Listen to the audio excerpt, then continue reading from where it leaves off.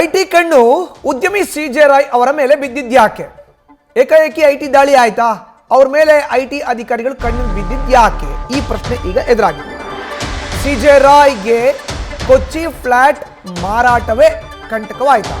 ಇತ್ತೀಚೆಗೆ ಉದ್ಯಮಿ ಸಿಜೆ ರಾಯ್ ಕೊಚ್ಚಿಯಲ್ಲಿ ಫ್ಲಾಟ್ಗಳನ್ನು ಮಾರಾಟ ಮಾಡಿದ್ರು. ಅದೇ ಕಂಟಕವಾಯ್ತಾ ಅನ್ನೋ ಪ್ರಶ್ನೆ ಕೂಡ ಎದ್ದಿದೆ. ಮೂಲ ಬೆಲೆಗಿಂತ ಕಡಿಮೆ ಬೆಲೆಗೆ ಮಾರಾಟ ಮಾಡಿರೋ ಅಂತ ಆರೋಪ ಕೇಳಿ ಬಂದಿದೆ.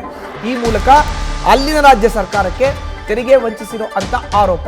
ಈ ಹಿನ್ನೆಲೆಯಲ್ಲಿ ಸಿಜೆ ರಾಯ್ ಹಿಂದೆ ಬಿದ್ದಿದ್ದು ಐಟಿ ಅಧಿಕಾರಿಗಳು ಅದನ್ನ ತನಿಖೆಯನ್ನ ಮಾಡ್ತಾ ಇದ್ರು. ಇದೇ ಕಂಟಕ ಆಯ್ತಾ ಅವ್ರಿಗೆ? ಮೂಲ ಬೆಲೆ ಏನಿರುತ್ತಲ್ಲ, ಸರ್ಕಾರಿ ನಿಗದಿ ಮಾಡಿರೋ ಅಂತ ಬೆಲೆ, ಮೂಲ ಬೆಲೆ, ಆ ಮೂಲ ಬೆಲೆಗಿಂತ ಫ್ಲ್ಯಾಟ್ಗಳನ್ನು ಕಡಿಮೆ ರೇಟ್ಗೆ ಮಾರಾಟ ಮಾಡಿದ್ರು. ಮಾಹಿತಿಯನ್ನು ನೀಡ್ತಾರೆ ನಮ್ಮ ಪ್ರತಿನಿಧಿ ಅಂಕಿತಾ. ನೇರ ಸಂಪರ್ಕಕ್ಕೆ ಜಾಯ್ನ್ ಆಗಿದ್ದಾರೆ. ಅಂಕಿತಾ, ಸಿಜೆ ರಾಯ್ ಅವರ ಬ್ರದರ್, ಸಹೋದರ ಹೇಳ್ತಾ ಇದ್ದಿದ್ದನ್ನ ಕೇಳಿದ್ವಿ. ಕಳೆದ 1 ತಿಂಗಳಿಂದ ಐಟಿ ಅಧಿಕಾರಿಗಳು ನಿರಂತರವಾಗಿ ದಾಳಿ ಮಾಡ್ತಾ ಇದ್ದಾರೆ, ನಂಗೆ ಟೆನ್ಷನ್ ಆಗ್ತಾ ಇದೆ, ಬೇಗ ಬಾ ಅಂತ ಮಾತು. ಆಕ್ಚುಲ್ ಆಗಿ ಈಗ ಬರ್ತಾ ಇರುವಂಥ ಮಾಹಿತಿ ಅಲ್ಲಿನ ರಾಜ್ಯ ಸರ್ಕಾರಕ್ಕೆ ತೆರಿಗೆ ವಂಚನೆ ಮಾಡಿದ್ದಾರೆ ಅಂತ. ಆಕ್ಚುಲ್ ಆಗಿ ಐಟಿ ಅಧಿಕಾರಿಗಳು ಏಕಾಏಕಿ ಸಿಜೆ ರಾಯ್ ಹಿಂದೆ ಬಿದ್ದಂತ ನಿಖರವಾದಂಥ ಕಾರಣಗಳನ್ನು ಉಲ್ಲೇಖ ಮಾಡೋದಾದ್ರೆ, ಮಧುಸೂದನ್, ಉದ್ಯಮಿ ಸಿಜೆ ರಾಯ್ ಅವರ ಆತ್ಮಹತ್ಯೆ ಪ್ರಕರಣಕ್ಕೆ ಸಂಬಂಧಪಟ್ಟಂತೆ ಈಗಾಗಲೇ ಸಾಕಷ್ಟು ವಿಚಾರಗಳು ಹೊರಬರ್ತಾ ಇರುವಂತದ್ದು. ಅದರಲ್ಲಿ ಪ್ರಮುಖವಾಗಿ ಕೊಚ್ಚಿಯಲ್ಲಿ ನಿರ್ಮಾಣ ಮಾಡಿದಂತಹ ಒಂದು ಪ್ರಾಜೆಕ್ಟ್ ನಲ್ಲಿ ಸಾಕಷ್ಟು ಫ್ಲಾಟ್ಗಳನ್ನ, ಅಂದ್ರೆ ಸುಮಾರು 150ಕ್ಕೂ ಹೆಚ್ಚು ಫ್ಲಾಟ್ಗಳನ್ನ ಕಡಿಮೆ ಬೆಲೆಗೆ ಮಾರಾಟ ಮಾಡಿದ್ರು ಅನ್ನೋ ಒಂದು ಆರೋಪ ಇದೆ.